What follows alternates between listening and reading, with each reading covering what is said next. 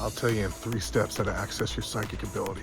Step 1, you have to clear the board. Those of you who meditate know what I mean. You have to go to an ego-free mind. That's where psychic ability is. It's in the ego-free mind. Cleanse it, bring it to nothing, bring it to zero. It takes practice. The mind will be noisy at first.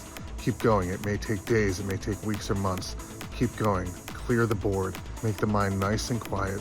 Take away ego, expectations, any attachment to results, or even relationships or anything around you. Step 2, deduce a way to communicate with the emptiness you find within the cleared board. This is where psychic information resides. I believe it's probably accessible to most of us. I can't speak for all of us. It's certainly a human trait and a human skill, and it's certainly been around since there have been human beings. It was probably in greater supply when we were ancient, pre-linguistic, when our minds weren't overloaded with information and our economic systems weren't inducing us to be attached to a lot of goals and strategies and schemes. We were sort of cognitively purer. It was probably far more common. So there you are in the emptiness, in the cleanliness of your mind. How do you communicate with whatever's there? Here's how I do it. Those of you to whom I've given psychic readings know that I perceive to my right 4 wolves that speak.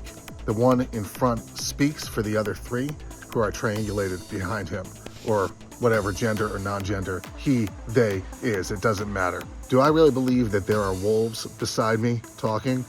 Yes and no. I do believe that personifying them or wolfifying them in that way helps me communicate with whatever's in the emptiness. Another way of saying this is to create an imaginary friend. And I know it sounds ridiculous, and look, I know I'm also a ridiculous transmitter of this information, but as it turns out, I'm also the one that various people want to hear. So find a way to communicate with it.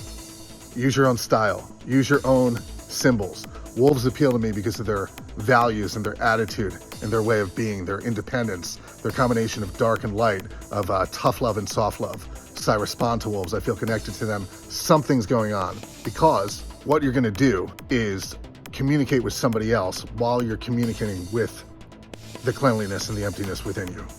You're gonna communicate with your bare naked, ego-free mind using some way. I had to personify / wolfify whatever was there so it could communicate back to me in language. So when I'm doing a reading, somebody asks me a question, I send it over to whatever's over there, my guides, spirit, collective unconscious, whatever you want to call it.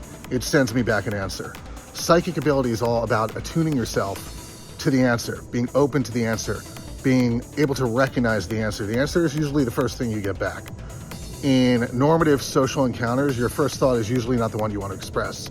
You'll usually find yourself revising it, toning it up so you're not hurtful, so you're sensitive, so you're careful. At least, hopefully, most of us are like that. With psychic readings, there's more of an immediacy. Whatever the all and the nothing and the emptiness and the cleanliness gives back to you, in whatever form, with me it's wolves speaking in language, that's probably the answer. There's only one way to test this, and that's with people you know.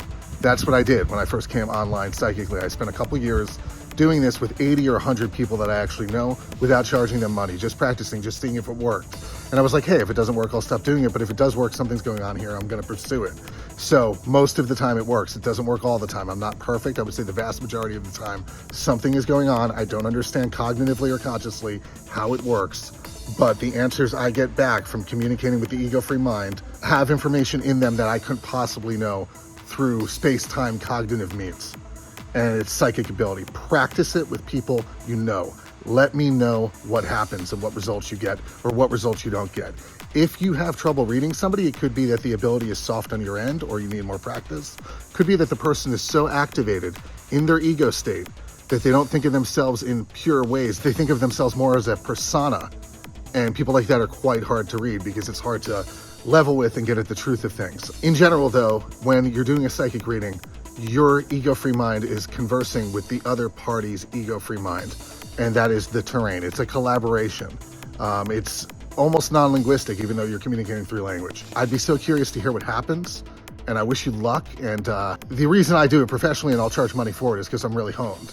And I've just had a lot of practice. So once the muscle got strong enough, I felt confident to charge money. So that doesn't mean it's exclusive to a professional.